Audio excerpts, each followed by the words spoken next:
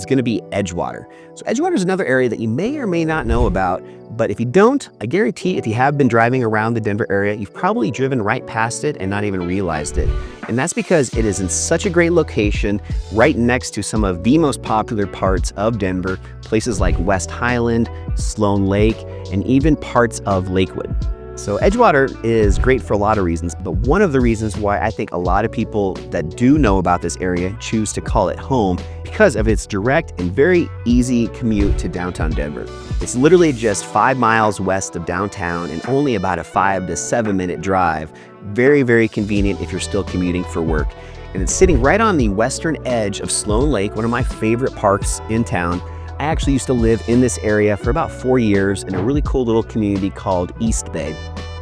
I'll put a little video for you guys to check out if you want to see what that neighborhood's like. But what I loved when I lived over in this part of town is being able to, on a daily basis pretty much, walk out my door and just get a quick workout in walking my dog around Sloan Lake.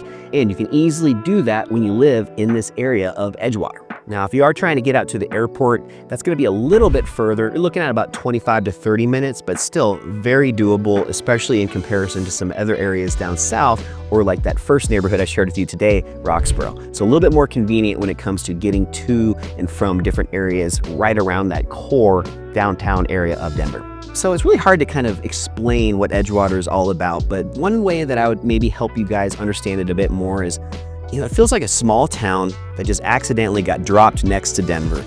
And the reason I say that is because it has its own city government, its own personality, but at the same time, you're just literally minutes away from downtown nightlife. The Denver Broncos Stadium is only about maybe a 15-minute walk, and you can even catch Ball Arena, which is our other big stadium where the Denver Nuggets and Colorado Avalanche play, and that's also very, very close when you live in the Edgewater area. When it comes to real estate, the housing mix is quite unique in Edgewater, a little bit of everything in my opinion. But I would say predominantly you're going to find some small 1900 to 1950s, so almost 100-year-old little bungalows, quite a few of those still in Edgewater. Also, some of these updated mid-century homes, a lot of these are ranch style, meaning they're all on one level. And you are also, though, going to find some of these newer townhomes that are getting built up.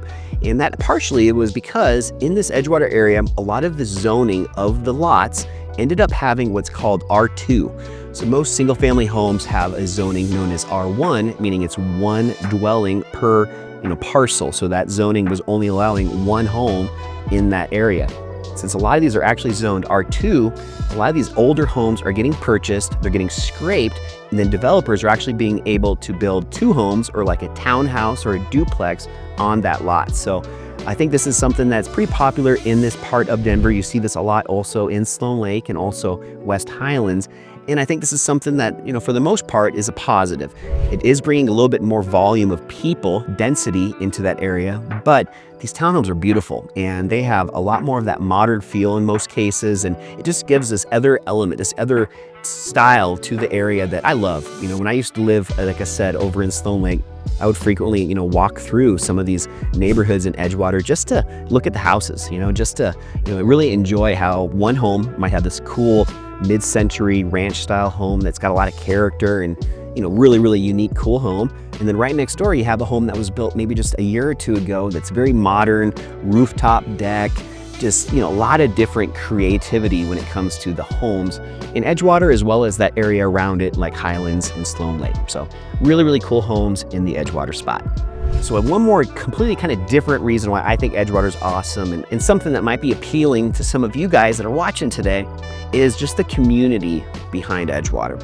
It's got this different style, this different vibe that's very unique compared to almost anywhere else that I've seen or lived near in Denver. You've got a lot going on in Edgewater, and one of the best spots, in my opinion, is the Edgewater Public Marketplace. I've shared this in a few other recent videos, but it's basically this food hall that has probably over 20 different very, ethnic, unique styles of food where you can go in, where you can really walk in and have your choice of a lot of different types of food: Ethiopian, Korean, American, barbecue. I mean, everything you can think of. There's a little food truck inside Edgewater Public Marketplace.